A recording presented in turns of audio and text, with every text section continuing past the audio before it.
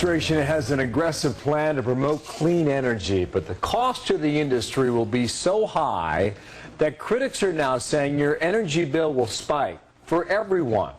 And the whole plan amounts to an across-the-board tax hike, and a whopper at that. Republican Senator James Inhofe out of Oklahoma strongly against this. The ranking member of the Senate Environment and Public Works Committee is my guest now. And Senator, welcome back here and good morning to you. Well, good morning to you, Bill. We get a lot of emails, including this one, from just a viewer, just your typical viewer. It writes the following: what is cap and trade and what will it do to me? That's David McPherson.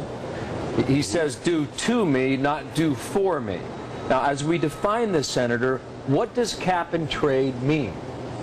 What it means, Bill, is, in fact, the more honest way to do it would be to have a tax on CO2, so that as you emit CO2, you pay a tax. But they don't want to do that because then people would know how much money they're paying.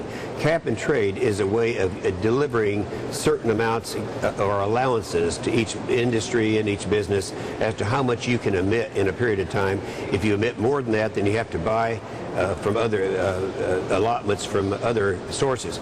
The short answer is it is a tax on CO2. Okay, now, the White House is saying that it will reduce carbon emissions, it'll cut down in pollution. They're saying we're going to get all kinds of benefits from this. Is that the case?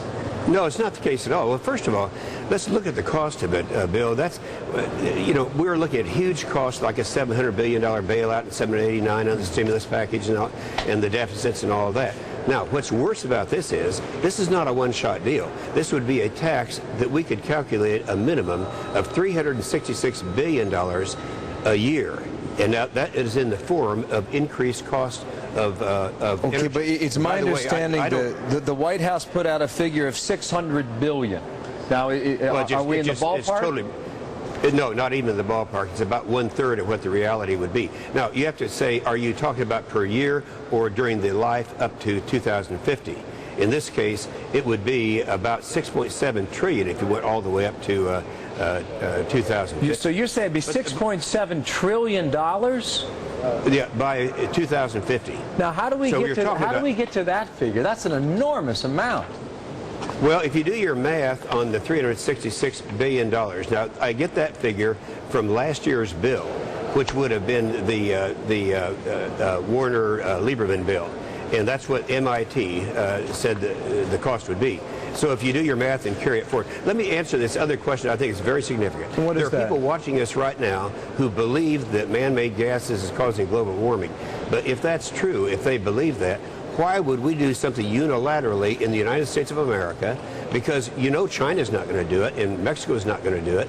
And so our manufacturing base would go to those countries that have no emission restrictions. So it would have a net increase. So take that to the next level then. Well, what does that mean to the consumer in America? What does that mean to a small business owner? Well, it's the most regressive tax that you could have, because the percentage of someone who is very poor spends a very high percentage of his or her income on home heating, on gasoline, energy that they have to buy. Someone who is well off, it's a very small thing.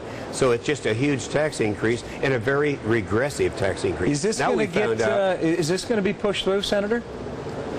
I think we have the votes to stop it because, quite frankly, I led the opposition a year ago this month, and we did stop it. They only had 34 votes to get it through. But now you've got a very persuasive president who's putting all of his eggs in that basket. I think we'll defeat it, quite frankly. You do? You may have noticed just this morning the United Nations is coming out saying they want to have an additional tax on energy of $700 billion, and that would be a global tax. So it's called cap and trade. Others have called it cap and tax, and it's good to have you on today. Appreciate your input on that. We will see if it goes through or not. It's on the table right now. We'll see if it goes. What? One more? We good? Senator? Thank you very much, Bill. You got it, Senator. James Inhofe from Capitol Hill. Sorry about the confusion there. Well, we told you yesterday about new concerns over the left